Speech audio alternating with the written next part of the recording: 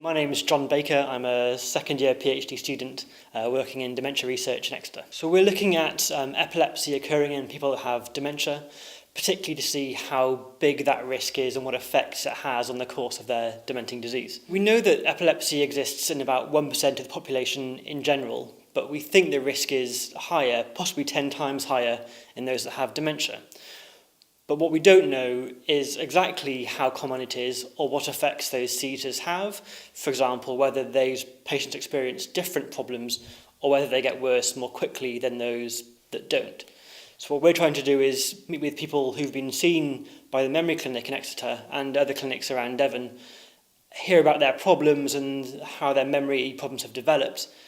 see if they have epilepsy, and then understand a bit more about how they do over the course of time. So I think it'll help the clinician in hospital who sees patients with dementia just to be able to know how common it is for them to have epilepsy, so they can advise them on what the future might hold, but also possibly avenues for different treatments.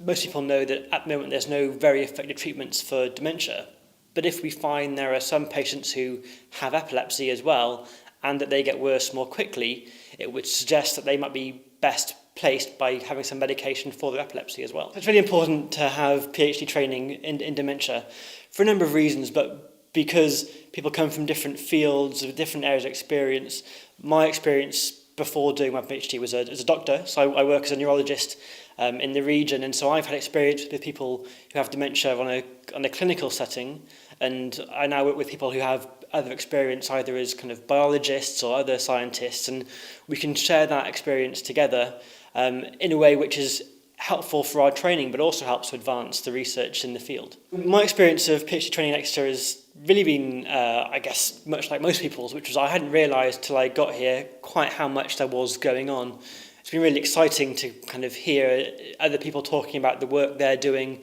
but also to kind of share those experiences of when you come up against a problem,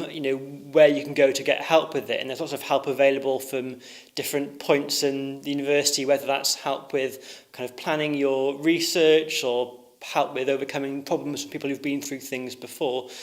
I've definitely found it's a very friendly and welcoming environment, and everyone's willing to kind of share their ideas and say what they're up to.